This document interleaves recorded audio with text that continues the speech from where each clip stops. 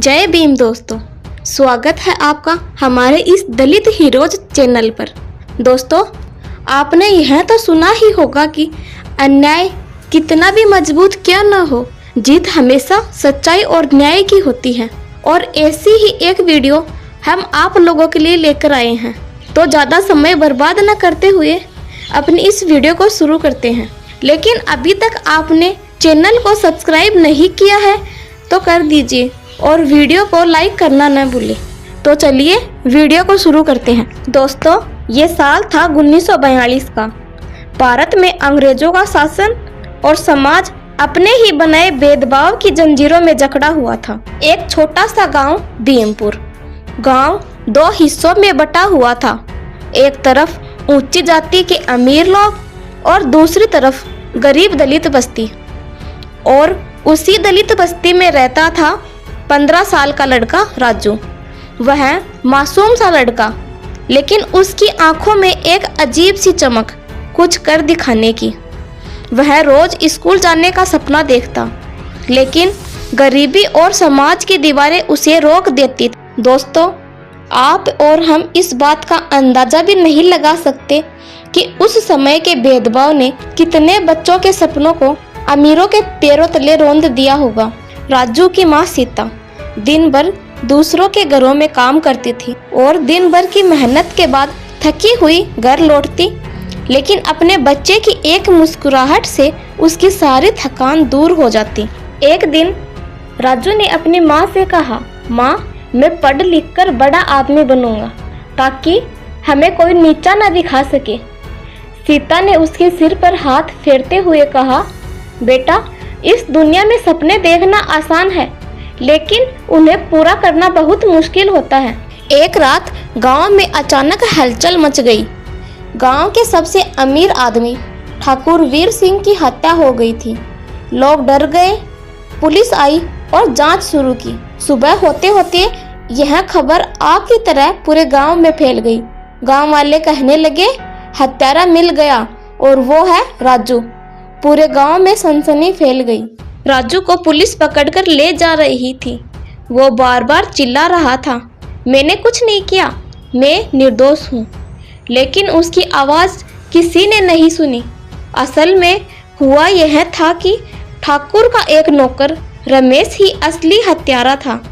उसने चोरी करते वक्त ठाकुर को मार दिया था और खुद बचने के लिए उसने राजू को फंसा दिया, क्योंकि उसे पता था गरीब दलित और अकेला लड़का, कोई उसका साथ नहीं देगा। राजू को जेल में डाल दिया गया। वहाँ की अंधेरी कोठरी में वह बैठकर हर रात रोता था। उसके मन में एक ही सवाल था, मैंने क्या गलत किया था। उसकी माँ रोज जेल के बाहर आकर रोती, लेकिन उसे अपने बेटे से मिलने ही नहीं दिया जाता था। कुछ ही दिनों में केस कोर्ट में चला गया। आखिर राजू की क्या गलती थी? वह गरीब था, क्या उसकी यह गलती थी? या उसके सपने बड़े थे, वह पढ़ लिख कर कुछ बनना चाहता था? कोर्ट में झूठे गवाह पेश किए गए। पुलिस ने अधूरी जांच दिखाई और राजू की गरीबी उसकी सबसे बड़ी दुश्मन बन गई।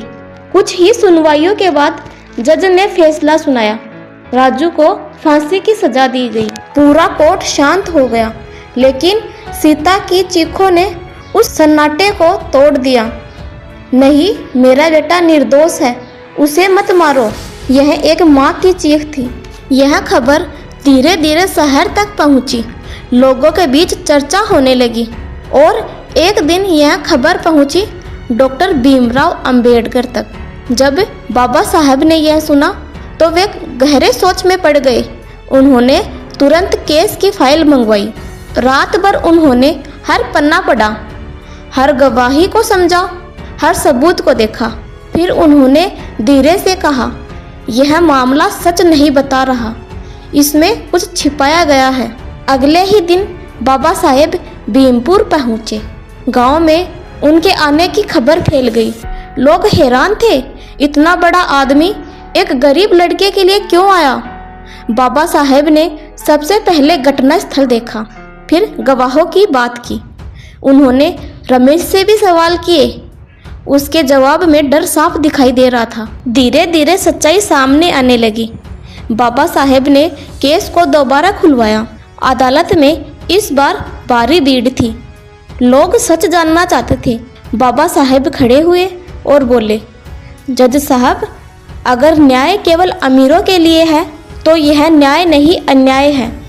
उन्होंने एक एक करके सबूत पेश किए, गवाहों के झूठ को उजागर किया, पुलिस की लापरवाही साबित की और रमेश के खिलाफ पुख्ता सबूत दिए। फिर उन्होंने एक गवाह को बुलाया, एक बूढ़ा आदमी जिसने उस रात असली घटना देखी थी, लेकिन डर के कारण वह चुप रहा। उसने कांपते हुए कहा, हत्यारा राजू नहीं, रमेश है। पूरा कोर्ट हिल गया। जज ने लंबी सुनवाई के बाद फैसला सुनाया, राजू निर्दोष है, उसे तुरंत रिहा किया जाए। रमेश को गिरफ्तार किया। जेल के दरवाजे खुले। राजू बाहर आया। उसकी आंखों में आंसू थे, लेकिन इस बार ये खुशी के आंसू थे। वो दौड़कर अपनी माँ के गले लग गया। राजू बाबा साहब के पास गया, उनके पैरों में गिर पड़ा। राजू ने बाबा साहब से कहा, बाबा साहेब, आपने मुझे नई जिंदगी दी है। बाबा साहब ने राजू से कहा, बेटा, मैंने तुम्हें नहीं बचाया, तुम्हें बचाया है सच ने, न्याय ने और एक माँ के विश्वास ने। फिर उन्होंने कहा, शिक्षा तुम्हारा सबसे बड़ा हथियार है, अन्याय के खिलाफ हमेशा खड़े रहो। कुछ साल बाद राजू पढ़ लिख कर एक वकील बन गया। अब वो उन्हीं लोगों के लिए लड़ता था जो कभी उसकी तरह बेबस थे। दोस्तों, यह थी राजू की कहानी, जिसने अपने छोटे से जीवन में कई कठिनाइयों का सामना किया, लेकिन कभी हार नहीं मानी। उसने बाबा साहब के विचारों को अपनाया और कई ऐसे लोगों की मदद की जो कभी उसकी तरह बेबस थे। दोस्तों, गरीबी और जाति इंसान की पहचान नहीं होती। सच को दबाया जा सकता है, लेकिन मिटाया नहीं जा सकता। और जब न्याय के लिए कोई खड़ा होता है तो इतिहास बदल जाता है। तो दोस्तों, आप बाबा साहब के विचारों से कितने प्रभावित हुए, हमें कमेंट करके ज़रूर बताइए। वीडियो अच्छी लगी हो तो वीडियो को लाइक और हमारे इस दलित हीरो चैनल को सब्सक्राइब करना न भूलें। मिलते हैं ऐसी ही किसी और वीडियो में। तब तक के लिए जय भीम, जय संविधान, जय बाबा साहेब।